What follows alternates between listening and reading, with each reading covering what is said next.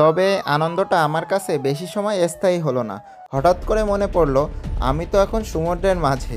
যদি কোনোভাবে প্যারাশুটের বেল্টটা খুলে যায় বা ছিঁড়ে যায়, তাহলে আমি গভীর সমুদ্রে গিয়ে পড়ব। তবুও মনটা শক্ত করে দড়িগুলো জাপটে ধরে আমি উঠতে থাকলাম, এবং মাঝে মাঝে বেশ জোরে বাতাস বইতেছিল, যেটার ফলে আমি আরও বেশি উপরে উঠতে লাগলাম। তো দেখতে দেখতে আমার প্রায় 5 মিনিট প্যারাসিলিং হয়ে গেল।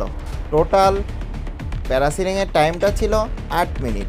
তো আমার একটু পরে নামার সময় হবে। তো যখন নামার সময় হবে, তখন ওরা মাইকিংয়ে বলবে যে একটা দড়ি ধরে টান দাও। তো ওই সময় আমাকে দড়িটা ধরে ঝুলে থাকতে হবে। তো সেই দড়িটা ধরে আমি ঝুলে থাকতে লাগলাম, এবং আস্তে আস্তে আমি নিচের দিকে নামতে থাকলাম।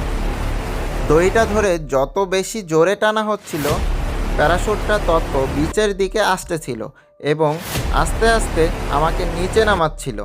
তো এই মুহূর্তে অনেকেই রেডি ছিল আমাকে নামার সময় ধরার জন্য।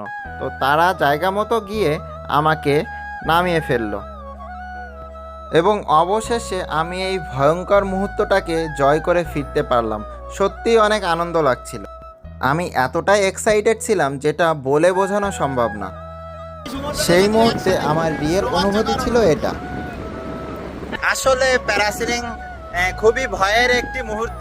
আমি উপরে উঠছি, এটা আসলে বেশ যখন উপরে ওঠে তখন অনেকটাই ভয় লাগে, কিন্তু সব থেকে ভালো লাগে যে সুন্দর প্রকৃতি। তো আমার মতে প্রত্যেকেরই এমন একটি রোমাঞ্চকর অ্যাডভেঞ্চারে অংশগ্রহণ করা উচিত। এটা আমাদেরকে বিপদের সময় সাহস এবং অনুপ্রেরণা যোগাবে এবং জীবনে এগিয়ে যেতে সাহায্য করবে।